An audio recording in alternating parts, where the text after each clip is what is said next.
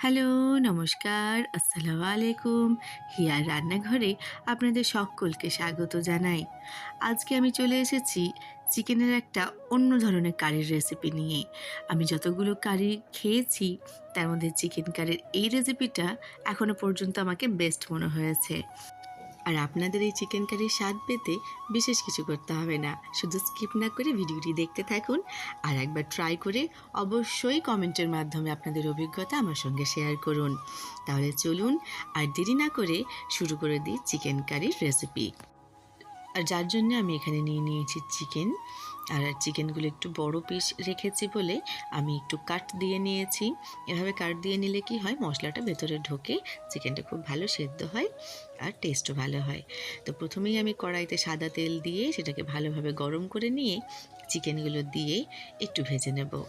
এইখানে কিন্তু চিকেনটা প্রায় আমার ভেজে নিয়ে 50% মতো কুক হয়ে যাবে। তারপর আবার গ্রেভির সঙ্গে বাকি 50% কুক হবে। এই রেসিপিটা আপনারা রুটি, পরোটা, পোলাও ইত্যাদির সঙ্গে সার্ভ করতে পারেন, খুব ভালো হয়। আমি এটা কাশ্মীরি পোলাওয়ের সঙ্গে সার্ভ করেছিলাম। এখন দিয়ে নিচ্ছি এর মধ্যে আদা রসুন বাটা। আমি এর সঙ্গে দুটো কাঁচা লঙ্কাও দিয়েছিলাম, আপনারা চাইলে সেটা দিতেও পারেন, আবার সেটা স্কিপও করতে পারেন। এখন এই আদা রসুন বাটা দিয়ে একটু ভালো করে নেড়ে নেব, যাতে একটা সুন্দর গন্ধ বেরিয়ে আসবে আর চিকেনটাও অনেকটা কুক হয়ে যাবে। দেখুন চিকেনের কালারটা চেঞ্জ হয়ে গেছে। যেহেতু পিসগুলো একটু বড়, সেহেতু কিন্তু একটু ভালো করে কষিয়ে নিতে হবে। এখন এদিকে আমি নিয়ে নিচ্ছি কিছু মশলা। নিয়েছি খানিকটা আদা কুচি, খানিকটা চারমগজ, খানিকটা কাজু, নিচ্ছি পেঁয়াজ কুচি আর দুটো কাঁচা লঙ্কা নিয়েছি আমি এখানে। ঝালটা আপনারা নিজেদের স্বাদ মতো করে নেবেন। আর নিয়েছি ধনেপাতার ডাঁটাগুলো। এবার এই সব কিছু একটা কড়াইতে দিয়ে নিয়ে আমি সামান্য একটু জল দিয়ে এটাকে সেদ্ধ হতে দিয়ে দেব। আপনারা চাইলে এর মধ্যে একটু লবণ দিতে পারেন, তবে আমি এখানে দিচ্ছি না।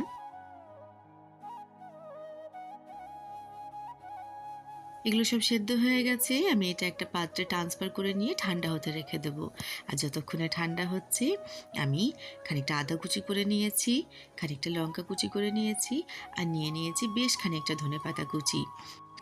এগুলো এখন সাইডে রেখে আমি সেদ্ধ করা জিনিসটাকে এখন মিক্সির মধ্যে দিয়ে খুব ভালোভাবে ব্লেন্ড করে নেব, যাতে একটা স্মুথ পেস্ট তৈরি হয়। আর যদি আপনাদের সন্দেহ মনে হয় যে ঠিকঠাক স্মুথ হয়নি, তাহলে স্ট্রেনারের সাহায্যে একটু ছেঁকেও নিতে পারেন। এখন আমার পেস্ট রেডি হয়ে গেছে। আমি এখন চিকেনটা একটু নেড়ে দেবো। চিকেনটাও 50% কুক হয়ে গেছে। এখন এর মধ্যে আমি ব্লেন্ড করা মশলাটা দিয়ে নিয়ে খুব ভালোভাবে কষিয়ে নেব। আর প্রয়োজন মতো বাকি উপকরণগুলো একে একে মেশাতে থাকবো। এখন এটা ভালো করে খানিকক্ষণ কষে নেওয়ার পর আমি এর মধ্যে দিয়ে নেব গুঁড়ো মশলা। প্রথমে আমি দিয়ে নিচ্ছি জিরে গুঁড়ো, আর আমি তারপরে দিয়ে নেব কাশ্মীরি লঙ্কা গুঁড়ো। এটাতে রং হবে কিন্তু ঝাল হবে না। আর নিয়ে নিচ্ছি আমি হলুদ গুঁড়ো, আর দিচ্ছি স্বাদ মতো লবণ। আপনারা এখানে ধনের গুঁড়ো ব্যবহার করতে পারেন, তবে আমি করছি না। এই সব কিছু দিয়ে নিয়ে মাংসটাকে খুব ভালোভাবে কষিয়ে নিতে হবে। মনে রাখতে হবে, যত ভালোভাবে কষানো হবে এর টেস্ট কিন্তু ততটাই ভালো হবে। আমি এইখানে চেষ্টা করেছি একটু কম তেলে রান্না করার, আপনারা চাইলে তেলের পরিমাণ কিন্তু একটু বেশিও করে নিতে পারেন। এখন আমি ব্লেন্ডারের মধ্যে দিয়ে নিচ্ছি খানিকটা টক দই, আর দিয়ে নিচ্ছি এলাচ, জয়িত্রী এবং দারচিনি। এই সব কিছু দিয়ে খুব ভালোভাবে একটা পেস্ট বানিয়ে নেব। এইবার মাংস খানিকক্ষণ কষিয়ে নেওয়ার পর এই টক দইয়ের মিশ্রণটা দিয়ে নিতে হবে। তবে টক দই দেওয়ার সময় খেয়াল রাখতে হবে গ্যাসের ফ্লেম যাতে লো থাকে। আর যদি মনে হয় তাহলে অফও করে দিতে পারেন, তা না হলে কিন্তু দই ফেটে যাবে, সেটা মোটেও ভালো হবে না। তাই গ্যাসের ফ্লেমটাকে একটু কমিয়ে দিয়ে বা অফ করে দিয়ে টক দই দিয়ে নেওয়ার পরে আবার ফ্লেমটাকে আপনি বাড়িয়ে দিতে পারেন। তবে চেষ্টা করতে হবে ফ্লেমটা মিডিয়াম টু লো রাখার। হাই ফ্লেমে করতে গেলে কিন্তু পুড়ে যাওয়ার একটা সম্ভাবনা থাকে।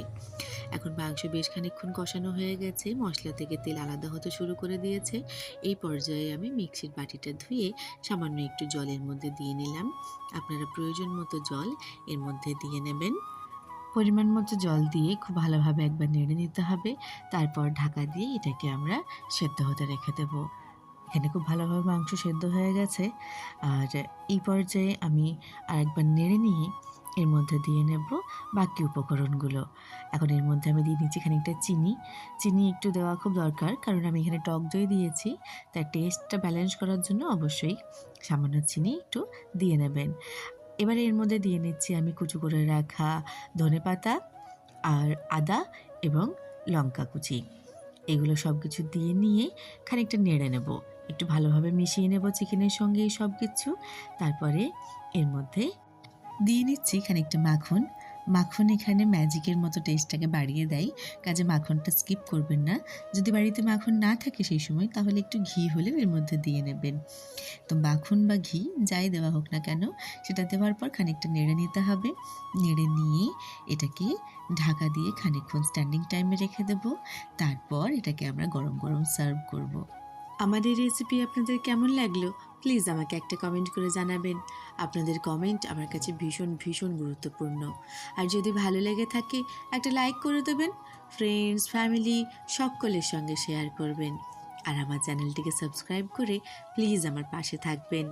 থ্যাংক ইউ সো মাচ এতক্ষণ আমার সঙ্গ দেওয়ার জন্য, আমার ভিডিওটি শেষ পর্যন্ত দেখার জন্য। Thank you.